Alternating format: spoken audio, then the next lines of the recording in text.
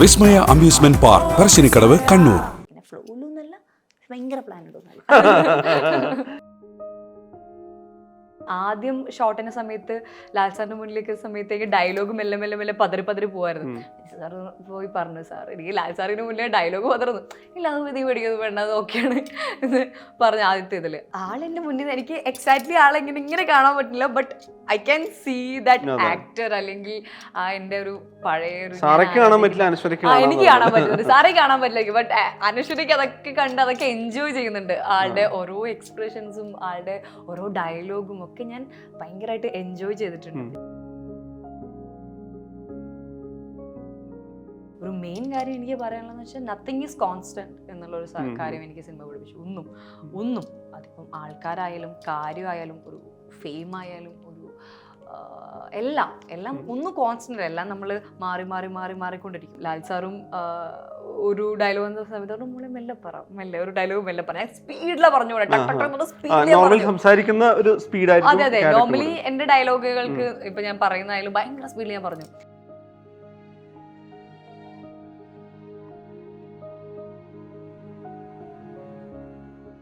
അനശ്വര രാജനാണ് Q സ്റ്റുഡിയോയിൽ. അനശ്വര, ആദ്യം സ്വാഗതം. കൺഗ്രാറ്റ്സ്. എനിക്ക് പേഴ്സണലി ഈ വർഷം കണ്ട ഏറ്റവും നല്ല പെർഫോമൻസിൽ, ഒരു ഫൈനസ്റ്റ് പെർഫോമൻസിൽ ഒന്നായിരുന്നു സാർ അനശ്വരയുടേത്. ഭയങ്കര പാടുള്ളൊരു ക്യാരക്ടറായിരുന്നോ ഇങ്ങനെ വന്നപ്പോൾ? എങ്ങനെയായിരുന്നു അത്? പാടായിരുന്നു. കുറച്ച് നല്ലോണം ചാലഞ്ചിങ് ആയിട്ടുള്ള ഒരു ക്യാരക്ടറായിരുന്നു നേരിടത്തെ സാറ്. അപ്പം ജിത്തു സാർ ആദ്യം വിളിക്കുമ്പോൾ തന്നെ എന്നോട് പറയുന്നത് ഇങ്ങനെയാണ് ക്യാരക്ടർ, ബ്ലൈൻഡ് ആണ് എന്നൊക്കെ എന്നോട് പറയുന്നുണ്ട്. അപ്പോൾ എനിക്ക് ആസ് എൻ ആർട്ടിസ്റ്റ് പെർഫോം ചെയ്യാൻ ഒരുപാട് സ്പേസ് ഉള്ള ഒരു ക്യാരക്ടറാണ്. അപ്പം ചെയ്യുന്ന സമയത്തായാലും ഓരോന്നും ഓരോ പോയിന്റും സൂക്ഷിച്ച് ചെയ്യണമായിരുന്നു. ഭയങ്കര ചലഞ്ചിങ് ആയിട്ടുള്ള, but at the same time ഒരുപാട് പെർഫോം ചെയ്യാൻ സ്പേസ് ഉള്ള ഒരു ക്യാരക്ടറാണ് ഇതിനകത്ത് സാറാന്നുള്ളത്. ഇപ്പോൾ ഇപ്പുറത്തെ സൈഡിൽ അനശ്വരയാണ്, അപ്പുറത്തെ സാറയാണ്, ഒരു ബ്ലൈൻഡ് പ്ലസ് ആർട്ടിസ്റ്റ് ആണ്. അപ്പൊ ഈ അനശ്വരയുടെ ഷൂവിൽ നിന്ന് സാറയിലേക്ക് വരുന്ന സമയത്ത് എന്താണ് ഇതിന്റെ ഒരു പ്രിപ്പറേഷൻ? എനിക്ക് ക്യാരക്ടർ ചെയ്യുമ്പോൾ എൻ്റെതായ രീതിയിൽ എനിക്കിത് ബെസ്റ്റ് ആക്കണം എന്ന് എനിക്ക് എല്ലാ ക്യാരക്ടറും അതെ, ബട്ട് സാറിലേക്ക് അത്രയും ജസ്റ്റിസ് ചെയ്യണം ആ ക്യാരക്ടറിനോട് എന്ന് എനിക്ക് ആഗ്രഹം ഉണ്ടായിരുന്നു. എൻ്റെ കയ്യിൽ ആ ഒരു ക്യാരക്ടർ സേഫ് ആയിരിക്കണം എന്നും ഉണ്ടായിരുന്നു. കാരണം എല്ലാവർക്കും ആ ചാൻസ്, അത്രയും സ്പേസ് കിട്ടാൻ എല്ലാവർക്കും ചാൻസ് കിട്ടണമെന്നില്ല. അപ്പം എനിക്ക് ക്യാരക്ടർ എങ്ങനെയാണ് ബ്ലൈൻഡ് ആയിട്ടുള്ള ആൾക്കാർ സംസാരിക്കുന്നത്. ഇപ്പം യൂഷ്വലി നമ്മളിപ്പം എവിടെയും കണ്ട ബ്ലൈൻഡ് ആയിട്ടുള്ള ആൾക്കാരുടെ ക്യാരക്ടേഴ്സ്, സിനിമ കാണാതെ ആക്ച്വലി ബ്ലൈൻഡ് ആയിട്ടുള്ള ആൾക്കാരുടെ ഇന്റർവ്യൂസ് ഒക്കെ ആണ്. അവരിപ്പോൾ സംസാരിക്കുമ്പോൾ ഇപ്പം നമ്മളിപ്പം ഇങ്ങനെയാണ് സംസാരിക്കുക, അവർ ഇവിടെയുള്ള ആൾക്കാരോട് ഇങ്ങനെ നോക്കി സംസാരിക്കുക, എക്സാക്ട്ലി നമ്മുടെ കണ്ണ് നോക്കി തന്നെ എങ്ങനെയാണോ സംസാരിക്കുക അങ്ങനെ അവർ സംസാരിക്കും നോർമലി. അങ്ങനെയാണ് ബ്ലൈൻഡ് ആയിട്ടുള്ള ആൾക്കാർ സംസാരിക്കുന്നത്. അപ്പം അതൊക്കെ ഞാൻ എൻ്റെതായിട്ടുള്ള ഹോംവർക്ക് ഞാൻ ചെയ്തിട്ടുണ്ടായിരുന്നു. ഞാൻ അതിന് വേണ്ടിയിട്ട് ഞാൻ എക്സ്ട്രാ എഫേർട്ടുകൾ എനിക്ക് എടുക്കേണ്ടി വന്നിട്ടുണ്ട്. ഞാൻ അതിന് വേണ്ടി ഇൻ്റർവ്യൂസ് കണ്ടു, എങ്ങനെയാണ് അവരെങ്ങനെയാണ് ബിഹേവ് ചെയ്യുന്നവർ, അല്ലെങ്കിൽ അവരെങ്ങനെയാണ് എല്ലാം അറിയുന്നത് എന്നുള്ള എൻ്റെതായിട്ടുള്ള ഹോംവർക്ക് ഞാൻ ചെയ്തിട്ടുണ്ടായിരുന്നു. എൻ്റെ ഷൂന്ന് സാറാന്നുള്ള ക്യാരക്ടർ അത്രയും ബെസ്റ്റ് ആക്കണം എന്ന് എനിക്ക് ആഗ്രഹം ഉണ്ടായിരുന്നു. ജീത്തു, ഞാൻ ഈ സിനിമ റിലീസ് ചെയ്യുന്നതിന് കുറച്ച് ദിവസം മുമ്പ് കണ്ടപ്പോൾ പറയുന്നുണ്ടായിരുന്നു, ഈ ഡബ്ബിങ്ങിൻ്റെ സമയത്ത് ലാൽ സാറ് തന്നെ അനശ്വരയുടെ പോർഷൻ കണ്ടിട്ട് ഭയങ്കര ഗംഭീരമായിട്ട് ഈ മോള് ചെയ്തിട്ടുണ്ട്, കുട്ടി ചെയ്തിട്ടുണ്ടെന്ന് പറഞ്ഞിട്ടുണ്ടായിരുന്നു. ഒരുപക്ഷെ എനിക്കൊന്നത് ഈ നമ്മളെല്ലാം, അതായത് പ്രേക്ഷകരൊക്കെ കണ്ട് അപ്രീഷിയേഷൻ ഉണ്ടാവുന്നതിന് മുമ്പ് തന്നെ ഒരു ഇതിൻ്റെ ഇൻസൈഡ്, നിങ്ങളുടെ ഈ പടത്തിൻ്റെ ആളുകളുടെ സൈഡിൽ നിന്നും വലിയ രീതിയിലൊരു പ്രൈസ് ഉണ്ടായിട്ടുണ്ടാവില്ലേ? തീർച്ചയായിട്ടും ഉണ്ടായിട്ടുണ്ട്. എനിക്ക് അവരൊക്കെ അത്രയും എല്ലാവരും, നമ്മുടെ നേരെ സെറ്റിൽ എല്ലാവരും എനിക്ക് നല്ല സപ്പോർട്ട് ഉണ്ട്. എസ്പെഷ്യലി ജിത്തു സാറ് പറയുകയാണെങ്കിലും, സാറ് ഭയങ്കര നല്ലൊരു അടിപൊളി ടീച്ചറാണ്. ജിത്തു സാറ് നല്ലൊരു അടിപൊളി ടീച്ചറാണ്. നമുക്ക് എല്ലാ കാര്യങ്ങളും ഇപ്പോൾ പറഞ്ഞിരുന്നാണെങ്കിലും ഓരോ പോയിന്റ് പറഞ്ഞിരുന്നാണെങ്കിലും കറക്റ്റ് പറഞ്ഞുതരും. അപ്പം ഓരോ സീനും കഴിഞ്ഞിട്ട് എനിക്ക് ആദ്യത്തെ ഒരു സീൻ കഴിഞ്ഞപ്പോൾ എനിക്ക് ടെൻഷൻ ഉണ്ടായിരുന്നു. അതിപ്പം എങ്ങനെയാണ് വർക്ക്, ഇങ്ങനത്തെ ഒരു ക്യാരക്ടർ ചെയ്യുമ്പോൾ എനിക്ക് ടെൻഷൻ ഉണ്ടായിരുന്നു. ഫസ്റ്റ് സീൻ കഴിഞ്ഞിട്ട് ഞാൻ സാറിനോട് ചോദിച്ചു, സാർ ഓക്കെയാണ് സെറ്റാണ് എന്ന്. സാറിൻ്റെ അടുക്കുന്ന തംസപ്പ് കിട്ടിയ സമയത്ത് എനിക്ക് ഭയങ്കര കോൺഫിഡൻസ് ആയി, ഓക്കെ സെറ്റ് ചെയ്യാം എന്നുള്ളതായി. അപ്പം അതിനുശേഷം എനിക്ക് അങ്ങോട്ട് ഓരോ സീനും വരുന്ന സമയത്ത് എല്ലാവരും, ഇപ്പോൾ സ്പോട്ട് എഡിറ്റർ ആണെങ്കിലും നമ്മുടെ സെറ്റിൽ എല്ലാവരും എനിക്ക് അത്രയും സപ്പോർട്ട് ചെയ്തിട്ടുണ്ടായിരുന്നു. അപ്രീസിയേഷൻ എനിക്ക് അവർ തന്നെയായിട്ട് എന്നെ പ്രചോദനം എനിക്ക് അവരുടെ നിന്ന് കിട്ടിയിട്ടുണ്ടായിരുന്നു. ഈ കിട്ടുന്നതിന് കൂടെ തന്നെ, ഇപ്പോൾ കിട്ടുന്ന ആൾക്കാരുടെ സ്നേഹത്തിൻ്റെ കൂടെ തന്നെ അവരും എനിക്ക് അത്രയും സ്നേഹവും സപ്പോർട്ടും എനിക്ക് ആ സമയത്ത് തന്നിട്ടുണ്ട്. ജിത്തു സാറ് പറഞ്ഞ പോലെ തന്നെ ഞാൻ ഇടയ്ക്കഴിഞ്ഞ് മോണിറ്റർ നോക്കുമ്പോൾ എനിക്ക് ആസ് ആൻ ആർട്ടിസ്റ്റ് എനിക്കൊരു സാറ്റിസ്ഫാക്ഷൻ ഉണ്ടായിരുന്നു അത് കാണുന്ന സമയത്ത്. അതേപോലെ ജിത്തു സാറും വന്നിട്ട് ഓക്കെ അടിപൊളി എന്ന് പറയുമ്പോൾ ഹാപ്പി. ഈ ഭയങ്കര ഇതിൻ്റെ ഒരു ഇമോഷണൽ ഗ്രാഫ് നോക്കിക്കഴിഞ്ഞാൽ ഇപ്പം പിന്നെ ഇതിൽ നമ്മളൊരു സ്പോയിലർ നിൽക്കുന്നതുകൊണ്ട് എക്സാക്ട് നമുക്ക് സീൻ പറയാൻ പറ്റില്ല. എന്നാൽ പോലും ഞാൻ പറയുമ്പോൾ മനുഷ്യർക്ക് മനസ്സിലാവുന്ന രീതിയിൽ കമ്മ്യൂണിക്കേറ്റ് ചെയ്യാം. ഇപ്പോൾ അതിൽ ഏറ്റവും പ്രധാനപ്പെട്ട കോമ്പിനേഷൻ മൊമെൻറ്റിൽ ശരിക്ക് നമ്മൾ കാണുന്ന മുഴുവൻ കംപ്ലീറ്റ് സാറയിലൂടെയാണ്. ഇപ്പോൾ ഓപ്പോസിറ്റ് സിദ്ദിഖ് ഉണ്ട്, ഓപ്പോസിറ്റ് മോഹൻലാലിൻ്റെ ക്യാരക്ടർ ഉണ്ടെങ്കിലും അവിടെ പെർഫോം ചെയ്യുന്നത് സാറയാണ്. അപ്പോൾ ശരിക്കും ഭയങ്കര സീനിയർ ആക്ടേഴ്സ്, വളരെ ഒരു വർഷങ്ങളുടെ എക്സ്പീരിയൻസ് ഉള്ള നമ്മളെല്ലാവരും ഭയങ്കര ഫൈനസ്റ്റ് പെർഫോമൻസ് എന്ന് പറയുന്നവരുടെ മുന്നിൽ അവിടെ ഒരു ഫൈനസ്റ്റ് പെർഫോമൻസ് ആണ് അനശ്വരയുടേതായിട്ട് വരുന്നത്. ശരിക്കും അത് ഭയങ്കര കൂളായിട്ട് ചെയ്യാവുന്ന പരിപാടിയായിരുന്നോ? കൂളായിട്ടായിരുന്നു എന്ന് വെച്ചാൽ നമ്മൾ ഇത്രയും സീനിയർ ആയിട്ടുള്ള അല്ലെങ്കിൽ എല്ലാ തരത്തിലുള്ള ഇമോഷൻസും എല്ലാ ക്യാരക്ടേഴ്സും ചെയ്ത് പ്രൂവൺ ആയിട്ടുള്ള ആക്ടേഴ്സ് ആണ് എല്ലാവരും. ഇപ്പം ദാൽ സാറാണെങ്കിലും ജഗദീഷ് ചേട്ടനാണെങ്കിലും സിദ്ദിഖിക്കാണെങ്കിലും എല്ലാവരും പ്രൂവൺ ആയിട്ടുള്ള അത്രയും സീനിയർ ആയിട്ടുള്ള ആക്ടേഴ്സാണ്, നമുക്ക് കണ്ടുപഠിക്കാവുന്ന ആക്ടേഴ്സാണ്. അപ്പോൾ അവരെ മുന്നിലിരുന്ന് പെർഫോം ചെയ്യുക എന്ന് പറയുന്നത് തന്നെ, അല്ലെങ്കിൽ അവർ പെർഫോം ചെയ്യുക കാണുക എന്ന് പറയുന്നത് തന്നെ. ചില സമയത്ത് ലാൽ സാറും സിദ്ദിഖൊക്കെ ഇരിക്കുമ്പോൾ അവരുടെ അങ്ങോട്ടും ഇങ്ങോട്ടുള്ള ഡയലോഗ്, കോട്ടിലുള്ള കുറേ ഡയലോഗിൽ പഞ്ച് ഡയലോഗ് പറയുന്ന സമയത്ത് എനിക്ക് അങ്ങോട്ട് കാണാൻ പറ്റുന്നില്ല, ഞാൻ അങ്ങോട്ട് എക്സാക്ട്ലി കാണില്ല. ബട്ട് എനിക്ക് കേൾക്കുന്ന സമയത്ത് ഭയങ്കര ഞാൻ വണ്ടർ അടിച്ച് നിന്നിട്ടുണ്ട്, ഇതെങ്ങനെയാണ് ഇത്ര ഇതിൽ പറയുന്നത്. അവരുടെ എക്സ്പീരിയൻസ്, അവരുടെ സാധനങ്ങളൊക്കെ ഉണ്ട്, ഞാൻ ഭയങ്കര അത്ഭുതപ്പെട്ടിട്ടുണ്ട്. അവരെ മുന്നിൽ പെർഫോം ചെയ്യുക. ആദ്യം ഷോട്ടിൻ്റെ സമയത്ത് ലാൽ സാറിൻ്റെ മുന്നിലേക്ക് സമയത്തേക്ക് ഡയലോഗ് മെല്ലെ മെല്ലെ മെല്ലെ പതറി പോവായിരുന്നു. സാർ പോയി പറഞ്ഞു, സാർ എനിക്ക് ലാൽ സാറിന് മുന്നേ ഡയലോഗ് പതറുന്നു. ഇല്ല അത് മതി, പേടിക്കുന്നത് വേണ്ട, അത് ഓക്കെയാണ് എന്ന് പറഞ്ഞു ആദ്യത്തെ ഇതിൽ. അപ്പം ലാൽ സാറും ഒരു ഡയലോഗ് എന്ന സമയത്ത് നമ്മളെ മെല്ലെ പറ, മെല്ലെ ഒരു ഡയലോഗ് മെല്ലെ പറയാം, സ്പീഡിലാണ് പറഞ്ഞു പോകണം. അതെ അതെ, നോർമലി എൻ്റെ ഡയലോഗുകൾക്ക് ഇപ്പം ഞാൻ പറയുന്നതായാലും ഭയങ്കര സ്പീഡിൽ ഞാൻ പറഞ്ഞു. അപ്പോൾ അങ്ങനെ ഞാൻ ഭയങ്കര സ്പീഡിലാണ് പറഞ്ഞു. അപ്പോൾ സാറ് വന്നിട്ട് ലാൽ സാറ് വന്നിട്ട് പറയും, മോളെ മെല്ലെ പറ പതുക്കെ പറ എന്ന് സ്ലോ ആക്കിയിട്ട് പറയാം, ഡബിങ്ങിന് പണിയാവും എന്ന് പറയാറുണ്ട്.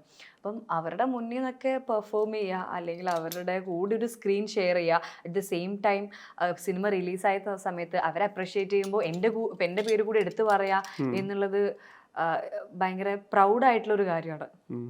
ഇതിൽ ഐ ലോസ്റ്റ് ദാറ്റ് ടച്ച് എന്ന് മോഹൻലാലിന്റെ ക്യാരക്ടർ പറയുന്നത് അനശ്വരയുടെ മുന്നിലാണല്ലോ. അപ്പൊ അങ്ങനത്തെ ഒരു മൊമെന്റ് ശരിക്ക് ആ സമയത്ത് എൻജോയ് ചെയ്യാൻ പറ്റുന്ന ഒരാളായിരിക്കില്ലല്ലോ ഇപ്പൊ കോമ്പിനേഷൻ ഒക്കെ വരുന്ന സമയത്ത്? തീർച്ചയായിട്ടും ഞാൻ ഭയങ്കരമായിട്ട് എൻജോയ് ചെയ്തിട്ടുള്ള ഒരു മൊമെന്റ് ആണ് ഷൂട്ട് മൊത്തത്തിൽ. അല്ലെങ്കിൽ പ്രത്യേകിച്ച് ആ മൊമെന്റ് എനിക്ക് നമ്മുടെ ഫസ്റ്റ് സീൻ അതായിരുന്നു. അതെ അതെ, എന്റെ ഞങ്ങൾ കോമ്പിനേഷനിൽ എടുത്തേക്കുന്ന ഫസ്റ്റ് സീൻ അതായിരുന്നു. അപ്പോൾ ഞാൻ നമ്മൾ കണ്ടു വളർന്ന, നമ്മൾ ആരാധിച്ച ഒരു ആക്ടറിനെ നേരിട്ട് ഇങ്ങനെ കാണുക, ആള് നമ്മുടെ മുന്നിൽ നിന്ന് ഇങ്ങനെ പെർഫോം ചെയ്യുക കാണാന്നൊക്കെ പറയുന്നത് ഭയങ്കര ഗൂസ് ബംസ് മൊമെന്റ് ആണ്.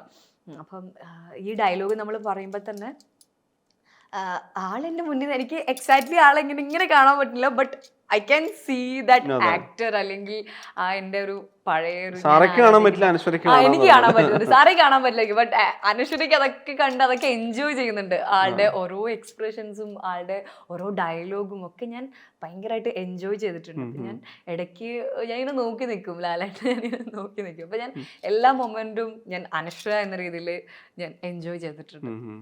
ഇപ്പോൾ ആതിര കൃഷ്ണൻ എന്ന് പറഞ്ഞ ക്യാരക്ടർ സത്യത്തിലൊരു തുടക്കക്കാരിയാണ്, 8ാം ക്ലാസ് കയറി വരുന്നു. ഒരു 6000-7000 പേരിൽ നിന്നാണ് ഒരാളെ ഷോർട്ട് ലിസ്റ്റ് ചെയ്യുന്നത്. എനിക്ക് അനശ്വരൻ പറയുന്നുണ്ട്, അനശ്വരയും പാരൻസും പോണ്ട എന്ന് പറയുന്ന ആ പോണ്ടെന്ന് പറയുന്നതിലാണ് അനശ്വര ഇന്നാവുന്നത്. അപ്പം അങ്ങനെ ഒരു മൊമെന്റിൽ നിന്ന് അന്ന് ശരിക്ക് സ്കൂളിങ് 8ാം ക്ലാസ് പഠിക്കുകയാണ്. അത് കഴിഞ്ഞിട്ട് ഇപ്പോഴത്തേക്ക് എത്തുന്ന അനശ്വര എന്ന് പറയുന്നത് ആക്ടർ എന്ന രീതിയിൽ ഒരുപാട് ലേൺ ചെയ്ത് അൺലേൺ ചെയ്തിട്ടൊക്കെയാണ് വരുന്നത്. അനശ്വര ശരിക്കും എന്താണ് സിനിമയിൽ നിന്ന് പഠിച്ചിട്ടുള്ളത്?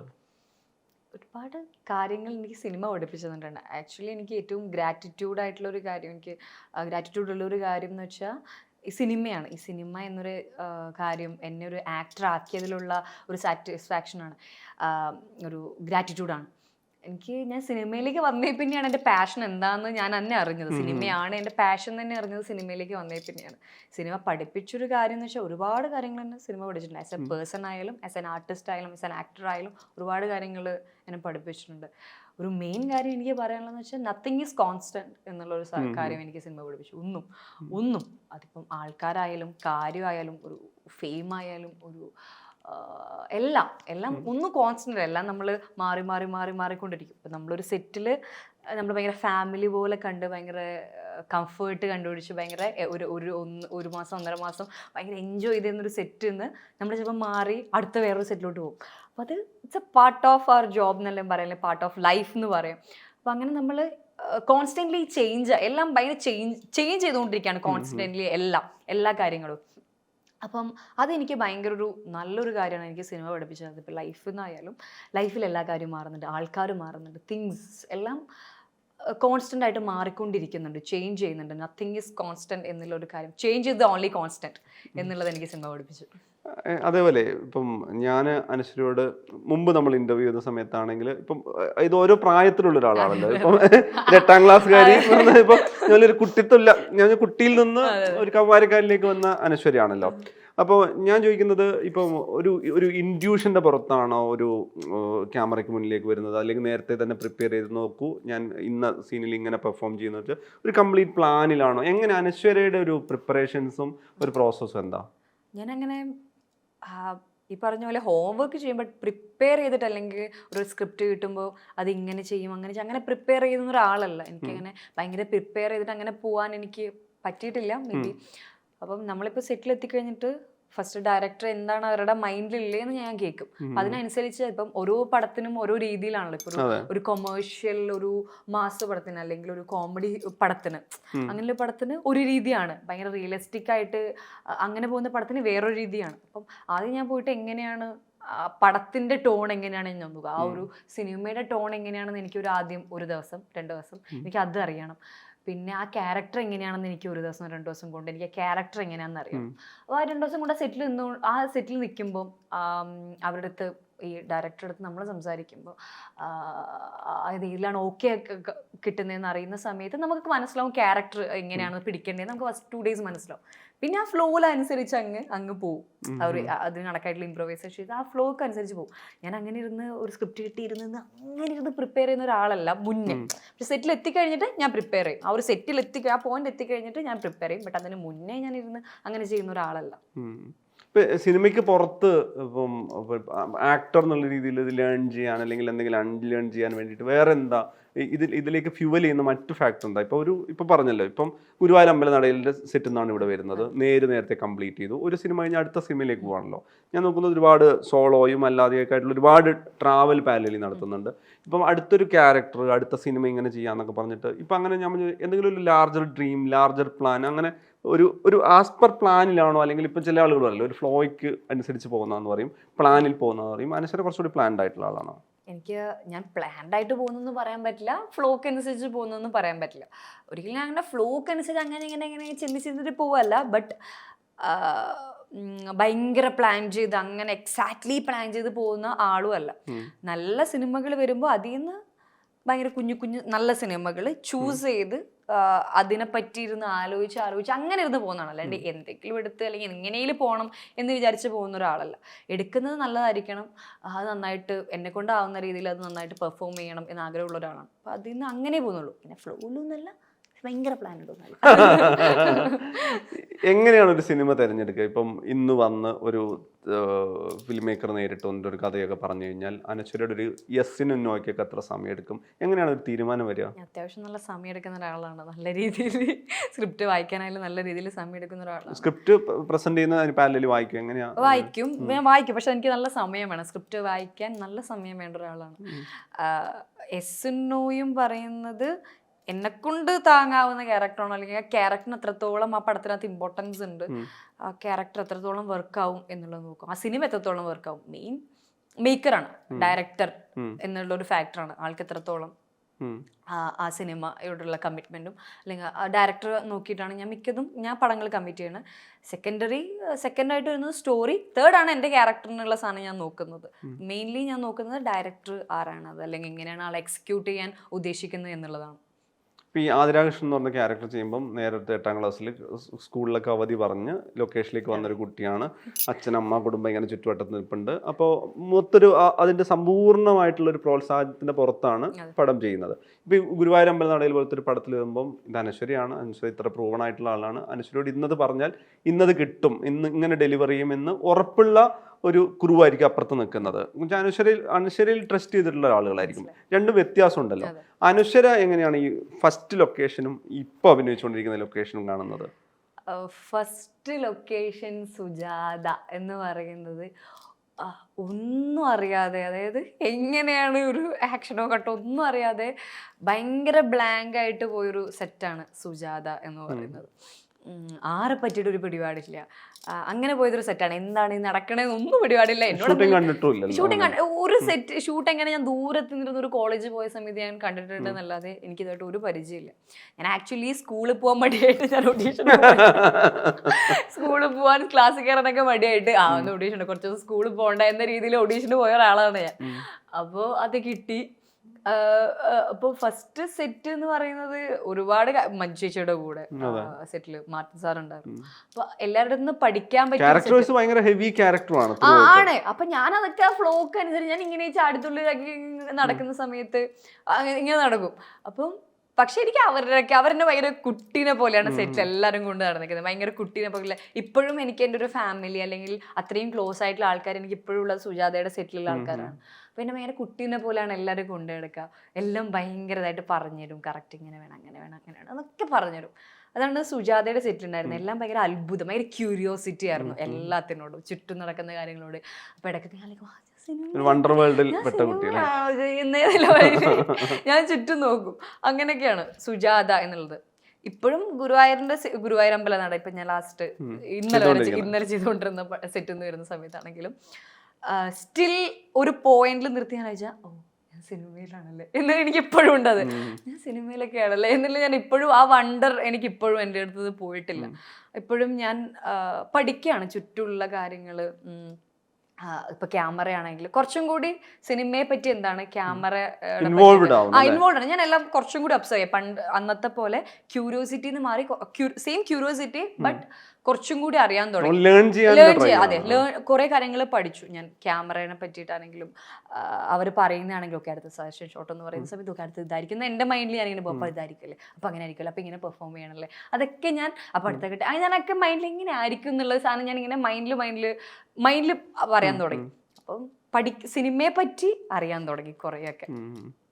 ഈ ആദ്യത്തെ പടത്തിൽ തന്നെ ഒരു ഹോസ്പിറ്റൽ സീൻസ് ഉണ്ട്. ഇപ്പം നമ്മുടെ പിന്നെ സുജാത അബോധാവസ്ഥയിൽ കിടക്കുന്ന സമയത്ത് അവിടെ ഭയങ്കര ഇമോഷണൽ, അതായത് ശരിക്കും ഇവരുടെ ഒരു തുറന്നു പറച്ചിൽ ആതിരയുടെ വരുന്നൊരു മൊമെന്റ് ഉണ്ട്. ശരിക്കും ഭയങ്കര വളരെ എത്രയോ കാലം പെർഫോം ചെയ്യുന്ന ഒരാളെ പോലെയാണ് ആ സമയത്ത് പിന്നെ അനശ്വര അവിടെ പെർഫോം ചെയ്യുന്നത്. അന്ന് അനശ്വര പറഞ്ഞു അത് ചുറ്റുവട്ടത്തുള്ള ആളുകൾ ഇങ്ങനെ ഇമോട്ട് ചെയ്യാം, ഇങ്ങനെ രീതിയിൽ അതിനൊരു താളവും സംഗതിയൊക്കെ പറഞ്ഞു കൊടുത്തിട്ട് അതിൻ്റെ ഒരു പിന്തുണ കൂടി ഉണ്ടാവും.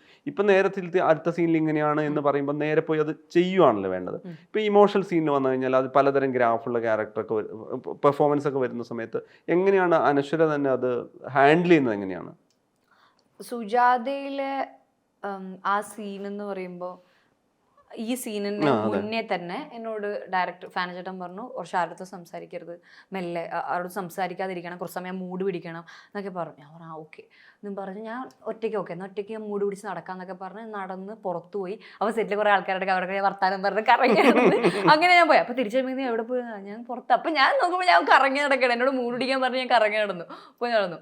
അപ്പോൾ തിരിച്ച് വന്ന് ഞാൻ അത് പെർഫോം ചെയ്തു. പെർഫോം ചെയ്ത് കഴിഞ്ഞിട്ട് ഒരു ഷോട്ട് പോയി, ഒരു സീൻ ഒരു ടേക്ക് പോയി, 2 ടേക്ക് പോയി, 3-ാം ടേക്കിൽ ഓക്കെ എല്ലാവരും കൈയടിച്ചു, മാർട്ടിൻ സാർ വന്ന് കെട്ടിപ്പിടിച്ചു, അടിപൊളി അല്ലായി. അപ്പോൾ എനിക്ക് അതിപ്പോഴും അമ്മക്കൊക്കെ കാണുമ്പോൾ അമ്മയ്ക്ക് എനിക്ക് ഭയങ്കര ഇഷ്ടമാണ്. ഞാൻ ആ ചെയ്തതിൽ എനിക്ക് ഭയങ്കര ഇഷ്ടപ്പെട്ടൊരു സീനാണ് ലാസ്റ്റത്തെ. അത് കഴിഞ്ഞ് ഇപ്പോഴത്തെ ഇതിലേക്ക് വരുന്ന സമയത്ത് നേരിലൊക്കെ ആണെങ്കിൽ ഇങ്ങനെ വരുമ്പോൾ അവര് എനിക്ക് പറഞ്ഞുതരും. ഓക്കെ, അഫ്കോഴ്സ് എനിക്ക് പറഞ്ഞുതരും. ബട്ട് എൻ്റെതായ രീതിയിൽ ഇപ്പം പറഞ്ഞ പോലെ കറങ്ങി തിരിഞ്ഞ് നടക്കാതെ ആ ക്യാരക്ടറിന് എന്നാ വേണ്ടത്, എന്താണ്, എങ്ങനെയാണത് ചെയ്യേണ്ടത് എന്നുള്ള കാര്യം ഞാനൊന്ന് മൈൻഡിരുത്തി ആലോചിക്കാൻ വേണ്ടി പഠിച്ചു പണ്ടത്തിനേക്കാളും. അതിൽ ഞാൻ കുറച്ചും കൂടി മെച്ചുവേർഡായി എന്ന് എനിക്ക് തോന്നിയിട്ടുണ്ട്. അവർക്ക് ഇന്നതാണ് വേണ്ടത് എന്ന് മനസ്സിലാക്കി ഇത്രയും ലെവലിൽ വേണം, ഏത് ലെവലിൽ ഓഫ് ഇപ്പൊ കരയുന്നതാണെങ്കിൽ അത് ഏത് ലെവലിൽ കരയണം, കുഞ്ഞു കരച്ചിൽ മതിയോ, വലിയ കരച്ചിൽ വേണം, പൊട്ടിക്കരച്ചിൽ വേണം, ആക്ടർ പോലെയാണ്. അതെ, അതായത് അവർക്ക് ഏതാ വേണ്ടത് എന്നുള്ളത് മനസ്സിലാക്കി ചെയ്യാൻ വേണ്ടിയിട്ട് പഠിച്ചു.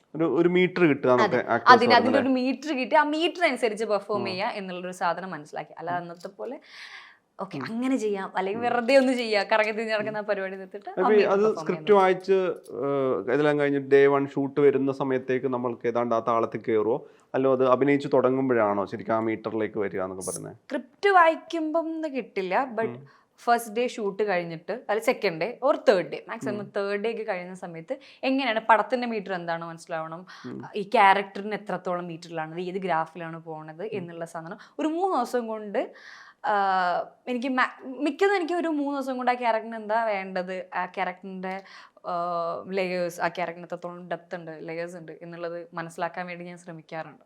ഇപ്പം നേര് വരികയാണെങ്കിൽ നമ്മൾ ശരിക്കും ആലോചിച്ച് കഴിഞ്ഞാൽ നേര് ഷോൾഡർ ചെയ്യുന്നത് സാറ ഷോൾഡർ ചെയ്യുന്ന പടമാണ്. കാരണം സാറയ്ക്ക് ചെറിയൊരു തരിമ്പ് പാളിയല്ല, ഒന്ന് തുളുമ്പിപ്പോയാൽ സിനിമയുടെ ടോട്ടൽ ഡ്രാമയെ അഫക്റ്റ് ചെയ്യുന്നതാണ്.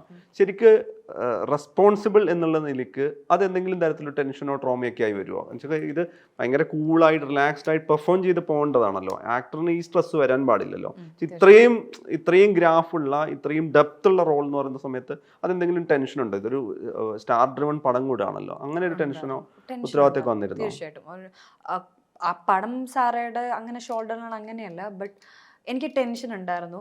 പിന്നെ ഏറ്റവും ഇതെന്ന് വെച്ചാൽ ആ ഒരു ക്യാരക്ടറിന്റെ മെന്റൽ സ്പേസിൽ ഇരിക്കാൻ പക്ഷേ ഭയങ്കര ബുദ്ധിമുട്ടായിരുന്നു ആക്ച്വലി.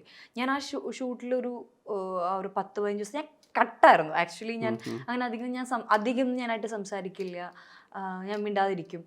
അതെനിക്ക് ഞാൻ ഭയങ്കര ഫോഴ്സ്ഫുള്ളി ചെയ്യുന്നതല്ല, ഫോഴ്സ്ഫുള്ളി ഒക്കെ ക്യാരക്ടർ പിടിക്കണം എന്ന് വെച്ച് ചെയ്യുന്നതല്ല.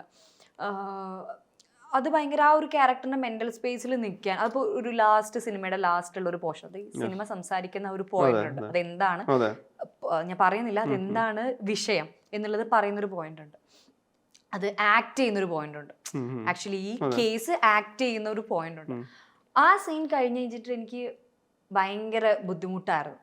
അപ്പൊ എനിക്ക് ആ ആക്ച്വലി അങ്ങനെയുള്ള ആൾക്കാരെ പറ്റി ആലോചിച്ചിട്ട് എനിക്ക് ഭയങ്കര, അപ്പൊ ഞാൻ ആലോചിക്കുന്നുണ്ട് ആസ് എ വുമൺ, ഞാനത് ആലോചിക്കുന്നുണ്ട്. ബട്ട് ശരിക്കും സാറയിൽ നിന്നിട്ട് ഞാനത് ആലോചിക്കുമ്പോൾ എനിക്ക് ഭയങ്കര ബുദ്ധിമുട്ടായി. ആ ഒരു ക്യാരക്ടറിൽ നിൽക്കാൻ, ആ ക്യാരക്ടറിന്റെ ഹെഡ് സ്പേസിൽ നിൽക്കാൻ എനിക്ക് ഭയങ്കര ബുദ്ധിമുട്ടായി. അപ്പം ആ ഷൂട്ട് ചെയ്യുന്ന സമയത്ത് അധികം ആരും ഉണ്ടായിരുന്നില്ല റൂമിൽ. അപ്പം ഞാൻ ആ സീൻ കഴിഞ്ഞിട്ട്, ആ സീൻ ഷൂട്ട് ചെയ്ത് കഴിഞ്ഞിട്ട് ഞാൻ നമ്മുടെ റൈറ്റർ ശാന്തി ചേച്ചിനെ പോയിട്ട് ഞാൻ കുറേ സമയം കെട്ടിപ്പിടിച്ച് ഞാൻ ഇങ്ങനെ നിന്നു. എനിക്ക് ആള് തന്നെ കുറേ സമയം കെട്ടിപ്പിടിച്ചു, ഓക്കെ കുഴപ്പമില്ല എന്ന രീതിയിൽ ആള് നിന്നു. അപ്പം അപ്പോഴാണ് എനിക്ക് മനസ്സിലായ സാറ എന്നുള്ള ക്യാരക്ടറിന് അത്രത്തോളം എന്നിൽ വന്നിട്ടുണ്ട്, അല്ലെങ്കിൽ എന്നെ അത്രത്തോളം അത് ബാധിച്ചിട്ടുണ്ട്. ആ ഒരു പെൺകുട്ടി സാറ എന്നുള്ള ബ്ലൈൻഡ് ആയിട്ടുള്ള സർവൈവർ എന്നെ അത്രത്തോളം ബാധിച്ചിട്ടുണ്ട്, എന്നെ അത്രത്തോളം എഫക്റ്റ് ചെയ്തിട്ടുണ്ട്, എന്നെ അത്രത്തോളം എന്താ പറയുക എഫക്റ്റ് ചെയ്തിട്ടുണ്ട് ആ ഒരു ക്യാരക്ടർ.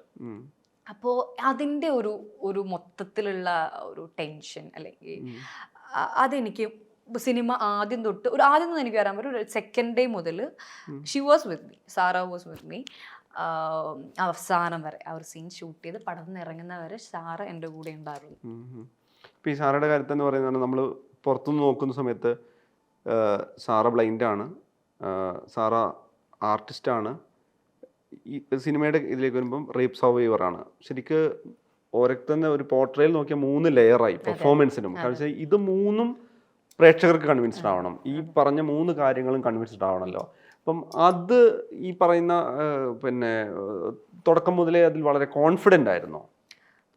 പേഴ്സണലി കോൺഫിഡൻ്റ് ആയിരുന്നു? ഇപ്പം ഡയറക്ടറും ഓക്കെ ജീത്തുവിൻ്റെ തംസ് അപ്പ് ഉണ്ട്, എന്നാൽ പോലും ഓരോ ദിവസവും അത് കോൺഫിഡൻസ് സെറ്റ് ചെയ്ത് വന്നതാണോ? ഇനീഷ്യലി തന്നെ ഒരേ കോൺഫിഡൻസിലാണ് അഭിനയിച്ചത്? ആദ്യം എനിക്ക് ടെൻഷൻ ഉണ്ടായി, ഞാൻ പറഞ്ഞ പോലെ എനിക്ക് ടെൻഷൻ ഉണ്ടായിരുന്നു. ബട്ട് ഞാൻ കോൺഫിഡൻ്റും ആയിരുന്നു, എൻ്റെ ഒരു സാധനത്തിൽ ഞാൻ കോൺഫിഡൻ്റ് ആയിരുന്നു. പടം കഴിഞ്ഞപ്പോഴും ഞാൻ ഭയങ്കര സാറ്റിസ്ഫൈഡ് ആയിരുന്നു എൻ്റെ പെർഫോമൻസിൽ. അപ്പോൾ എനിക്കത് ടെൻഷൻ ഉണ്ടായിരുന്നു, but at the same time ഞാൻ കോൺഫിഡൻറ്റും ആയിരുന്നു. അപ്പം എനിക്ക് ഒരു സീൻ കഴിഞ്ഞപ്പോൾ ഐ വാസ് കുറച്ചും കൂടി കോൺഫിഡൻ്റ് ആയി. ഒരു 2-3 സീൻ കഴിഞ്ഞപ്പോൾ ഐ വാസ് ഓൾ സെറ്റ്. എനിക്ക് പറ്റും അല്ലെങ്കിൽ എനിക്ക് എന്നെ കൊണ്ട് ഇത് ചെയ്യാൻ പറ്റും, ഇങ്ങനൊരു സാധനം എനിക്ക് പുൾ ഓഫ് ചെയ്യാൻ പറ്റും എന്നൊരു സാധനം എനിക്ക് ഉണ്ടായി. ഇപ്പോൾ ഈ ആതിരാകൃഷ്ണനാണെങ്കിലും അല്ലെങ്കിൽ ശരണ്യാണെങ്കിലും കീർത്തിയാണെങ്കിലും നമ്മുടെ ഇതിലെ പ്രണയവിലാസത്തിലെ ക്യാരക്ടറൊക്കെ ആണെങ്കിലും ഇതിലെല്ലാം പിന്നെ സിനിമ കഴിയുന്ന സമയത്ത് ഉറപ്പായും മനുഷ്യരെ തേടിയിട്ട് ഫേസ്ബുക്ക് പോസ്റ്റായും ഇൻസ്റ്റാഗ്രാം സ്റ്റോറി ആയിട്ടും പേഴ്സണൽ കോളായിട്ടും ഒരുപാട് അപ്രീസിയേഷൻ വന്നിട്ടുണ്ട്. പക്ഷെ സാറയിലേക്ക് എത്തുന്ന സമയത്ത് ഇതൊരു ഭയങ്കര ഗംഭീര ഒരു ഷോ സ്റ്റീലർ മൊമെന്റ് പോലെയാണ് ആളുകൾ സെലിബ്രേറ്റ് ചെയ്യുന്നത്. ഭയങ്കര അത് എങ്ങനെയാണ്, അതിനോടുള്ളൊരു പേഴ്സണൽ റിയാക്ഷൻ എങ്ങനെയായിരുന്നു? ഒരുപാട് ഒരുപാട് എൻജോയ് ചെയ്യുന്നുണ്ട്. ഞാൻ റിവ്യൂ വായിക്കായിരുന്നു. ഞാൻ ഇവിടെ വരുന്ന വരെ ഞാൻ ഇരുന്ന് റിവ്യൂസ് വായിക്കായിരുന്നു, ആൾക്കാരുടെ മെസ്സേജ് വായിക്കായിരുന്നു. ഒരുപാട് ഞാൻ എൻജോയ് ചെയ്യുന്നുണ്ട് ഈ ഒരു മൊമെന്റ്, ഈ റൈറ്റ് ദ മൊമെന്റ്.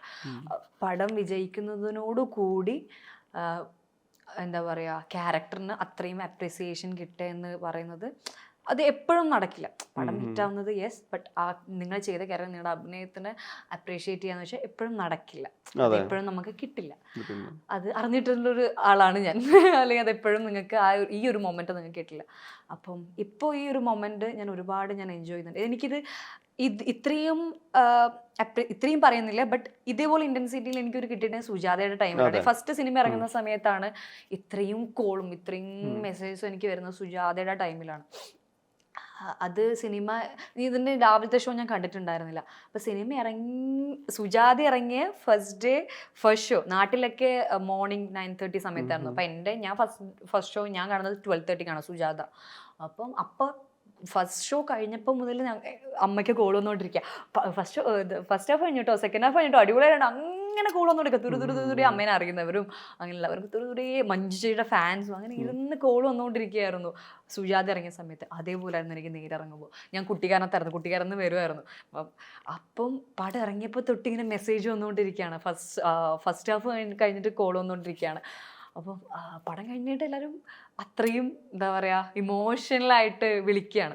അപ്പം എനിക്ക് അങ്ങനെ കിട്ടിയിരിക്കുന്നത് സുജാതയുടെ ടൈമിലാണ്. അത് വീണ്ടും എനിക്ക് സത്യം പറഞ്ഞ സിനിമ എനിക്ക് അങ്ങനെ മൊത്തം ഇങ്ങനെയൊക്കെ ഉണ്ടല്ലേ എന്നുള്ളതില്ല. ഇപ്പം ഞാനത് ഒരുപാട് എൻജോയ് ചെയ്യുന്നുണ്ട്. കാരണം അത് എന്നിൽ നിന്ന് എനിക്ക് ഞാൻ പറഞ്ഞു സുജാതയ്ക്ക് ശേഷം അല്ലെങ്കിൽ എന്നിലൊരു പോയിന്റിൽ അതെനിക്ക് മിസ്സായി പോയ ഒന്നായിരുന്നു. അല്ലെങ്കിൽ അതെനിക്കൊരു പോയിന്റിലേക്ക് കിട്ടിയിരുന്നില്ല. അത്രയും എന്താ പറയുക, എൻ്റെ എല്ലാ ഹൃദയവും എൻ്റെ എല്ലാ എഫേർട്ടും എൻ്റെ എല്ലാ സോളും കൊടുത്ത് ഞാൻ ചെയ്ത ഒരു ക്യാരക്ടറിന് വേണ്ടിയിട്ട് എനിക്ക് ആ ഒരു അപ്രിസിയേഷൻ എനിക്ക് കിട്ടിയിരുന്നില്ല. But at the same time കുറേ വിമർശനങ്ങളും എനിക്ക് ഉണ്ടായിട്ടുണ്ടായിരുന്നു. അത്രയും ഞാൻ എല്ലാം കൊടുത്ത് ചെയ്ത ഒരു ക്യാരക്ടറിന് ഒരു സിനിമയ്ക്ക് എനിക്കത് ഉണ്ടായിട്ടില്ല. അപ്പം അതിൽ നിന്ന് ഇതിലേക്ക് വരുന്ന സമയം ഞാൻ എന്നിൽ തന്നെ അറിയാം ഞാൻ ഭയങ്കര പ്രൗഡാണ്. ഇതൊക്കെ ഞാൻ അത്രയും എന്താ പറയുക എൻ്റെ ഹൃദയം തൊട്ട് ഞാൻ എൻജോയ് ചെയ്യുന്നുണ്ട് എല്ലാം.